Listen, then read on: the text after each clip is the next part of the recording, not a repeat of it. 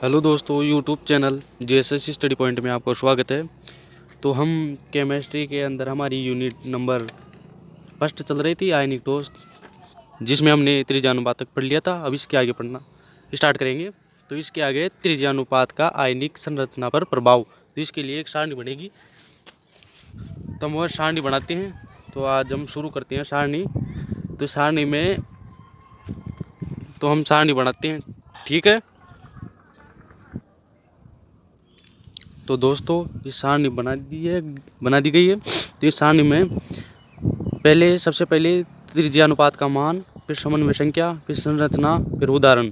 तो इसमें सबसे पहले 0.732 या इससे अधिक, इसमें समन्वय संख्या 8 होगी और इसकी संरचना घनीय होगी। तो इसके एग्जाम्पल है CaCl और CsBr, ठीक है। और इससे आगे 0.1414 से 0.732, इसके लिए समन्वय संख्या 6 होगी और इसकी संरचना अष्टफल की होगी, ठीक है। और एग्जाम्पल इनके NaCl और KCl।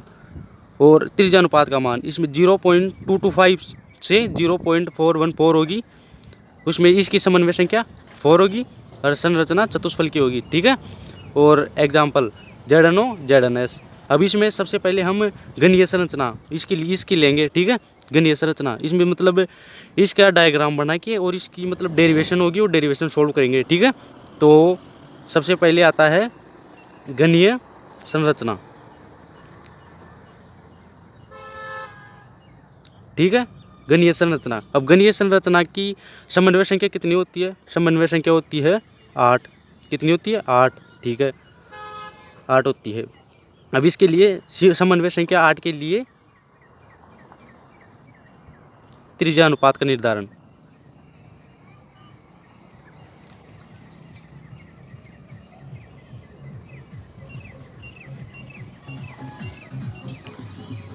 जैसा कि आप जानते हैं, मतलब एक इसमें क्या बनेगा? घन बनेगा, ठीक है। तो हम घन बनाते हैं। जब तक के लिए आप हमारे चैनल को सब्सक्राइब करो और लाइक करो।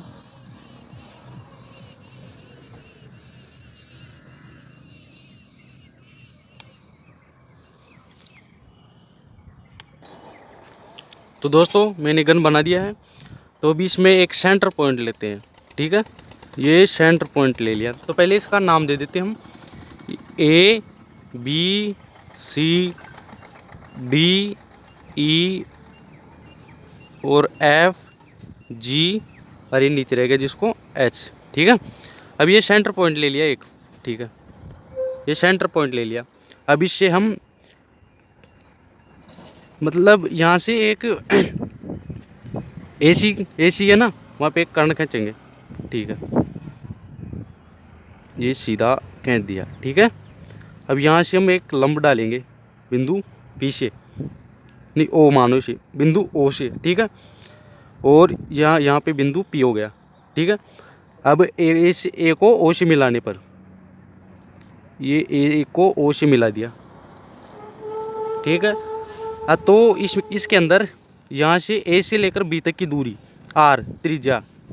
अब इसमें त्रिज्या का मान कितना होगा? 2R, ठीक है। और यहाँ पे B से लेके C तक यहाँ पे भी 2R होगी, 2R माइनस, ठीक है। यहाँ से यहाँ तक 2R माइनस, ठीक है। तो हो गया। अब इसमें हम आगे करते हैं इसका डेरिवेशन। अब हम लिखेंगे घनीय संरचना के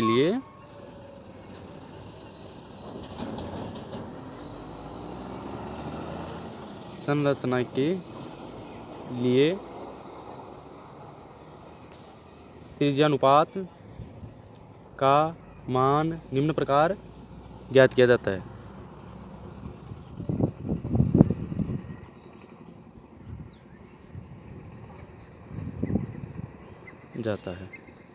ठीक है। अब इसके अंदर हम त्रिभुज देखेंगे AOP, ठीक है। AOP त्रिभुज AOP, ठीक है, त्रिभुज AOP। अब इसमें हम AOP, इसके अंदर हमारे को AO, ठीक है, ये AO, इसमें क्या हो गया, कर्ण हो गया, ये AO कर्ण हो गया, इसका मान ज्ञात करना है, ठीक है, ये AO हो गया।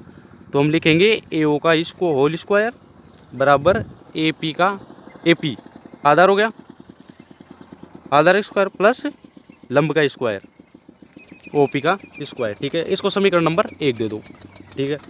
अब AO, 1 मिनट,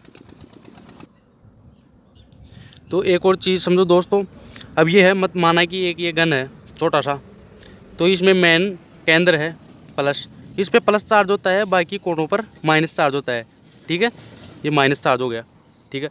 तो अब यहाँ पे ये केंद्र बिंदु है, यहाँ पे तो इसके अंदर R प्लस हो गया और बाकी तरफ R माइनस होगा। त्रिज्या हमने सूत्र पढ़ा था ना, त्रिज्या अनुपात का सूत्र, धन आयन की त्रिज्या बटे ऋण आयन की त्रिज्या। तो इसमें मतलब जो हमारा केंद्र बिंदु होता है उसका तो R प्लस होता है, त्रिज्या मतलब प्लस होती है और वह माइनस होती है, ठीक है। तो हम इसके अंदर AO का मान निकालेंगे, तो AO, अब AO इस चित्र में दिया गया है कि देखो A से लेकर O तक, O में तो R प्लस है और A से लेकर O तक R माइनस है, तो हम इसको ये लिख सकते हैं ना, R plus plus R minus, ठीक है। इसको समीकरण नंबर 2 दे दिया, ठीक है। अब आगे AP का मान निकालेंगे। अब AP ये दे रखा है, ठीक है। अब AP AC का हाफ है, AP बराबर 1/2 AC का हाफ है, यहाँ से लेकर यहाँ तक और यहाँ से लेकर यहाँ तक, ये पूरा हो गया, ये इसका आधा हो गया, ये और ये इसका आधा हो गया, ठीक है, आधा आधा 1 हो गया, ठीक है। अब इसको समीकरण नंबर हम 3 दे देते हैं, ठीक है, समीकरण नंबर 3 दे दिए। अब इसके आगे हम OP का मान निकालेंगे। OP, अब OP BE की हाफ है, BE की 1/2 BE।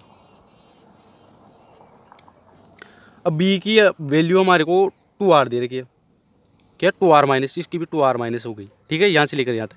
अब ऐसे लिख देते हैं BE बराबर क्या है, 2R माइनस, चूँकि, ठीक है। तो OP की वैल्यू क्या हुई, 1/2 और यहाँ से 2R हो गई इंटू 2R माइनस, तो R से R कैंसिल आउट हो गया, तो OP की वैल्यू क्या आई, OP की वैल्यू आ गई भाई साहब R माइनस, ठीक है। तो इसको समीकरण नंबर 4 दे देते हैं।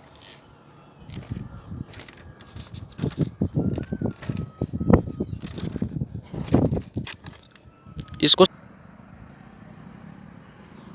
अब हमारे को OP निकाल लिया, तो हमारे को AC की वैल्यू निकालने के लिए एक दूसरा OP बराबर R माइनस आ गया, इसको समीकरण नंबर 4 दे दिया, ठीक है। तो हमारे को अब AP का मान ज्ञात करने के लिए, मतलब AC का मान ज्ञात करने के लिए त्रिभुज देखना पड़ेगा, कौन सा, AB और C, त्रिभुज कौन सा देखना पड़ेगा, त्रिभुज ABC में, ठीक है। त्रिभुज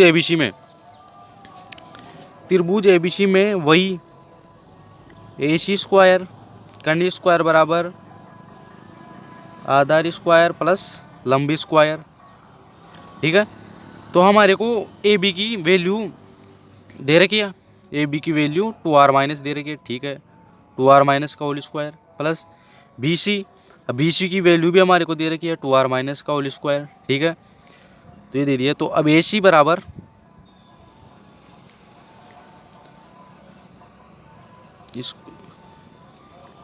क्या हुआ, अभी इधर से स्क्वायर हटेगा तो इधर अंडरूट आ गया, और 2 का स्क्वायर करेंगे तो 4 हो गया, और R का स्क्वायर करेंगे तो R माइनस का स्क्वायर हो गया, ठीक है, प्लस 4R माइनस का स्क्वायर।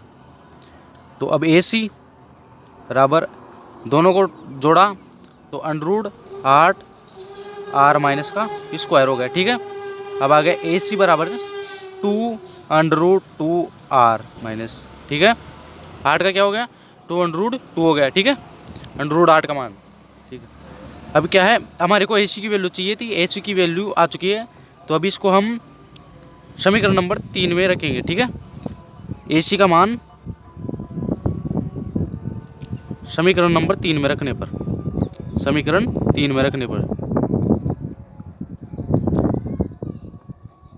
रखने पर, ठीक है। तो ए पी बराबर 1/2 ए सी। अब इसके अंदर ए सी की वैल्यू 2 आर माइनस आ गई, ठीक है। क्या ए पी बराबर 1/2 इंटू 2 आर माइनस। अब 2 से 2 कैंसिल हो गया, ठीक है, 2 से 2 कैंसिल हो गया। अब ए सी बराबर वो ए पी बराबर क्या आ गया, √2 आर माइनस। अब इसको समीकरण नंबर 5 दे देते हैं, ठीक है।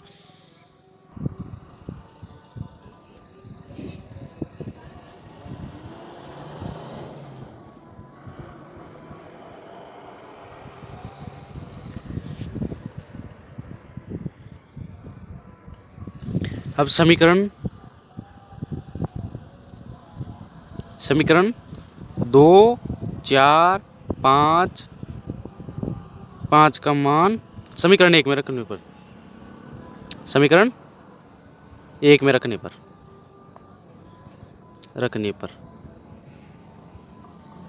ठीक है। तो हम रखेंगे मतलब अब ये है हमारे को ए सी की मतलब ए ओ था। अब ए ओ की वैल्यू हमारे को दे रखी थी, तो ए ओ का होल स्क्वायर, तो आर प्लस आर माइनस का होल स्क्वायर बराबर आर माइनस का whole square plus √2 R minus का होल स्क्वायर। अब ये ए ओ की वैल्यू आ गई, ये पी की आ गई और ये ओ पी की आ गई, ठीक है। तो हमारे को आर प्लस आर माइनस, ठीक है, का होल स्क्वायर। अब इसका करेंगे तो आर माइनस का वो स्क्वायर हो गया प्लस, अब यहाँ पे क्या हो गया, इसका करेंगे तो 2r का होल स्क्वायर, ठीक है।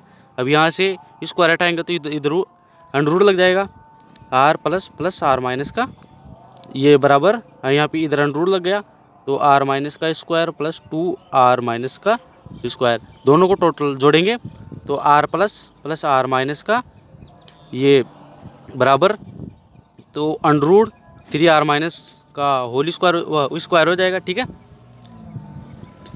तो r प्लस आर माइनस, ठीक है।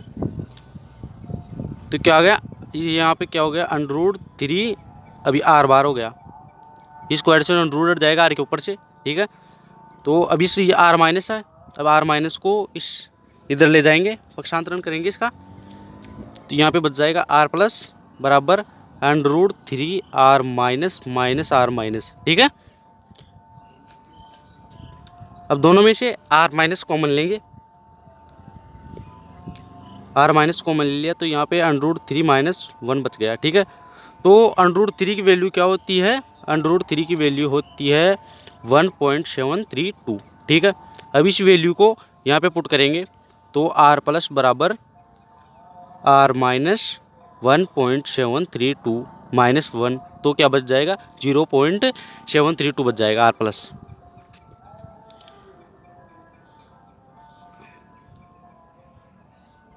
जीरो 0.732 बच गया, ठीक है।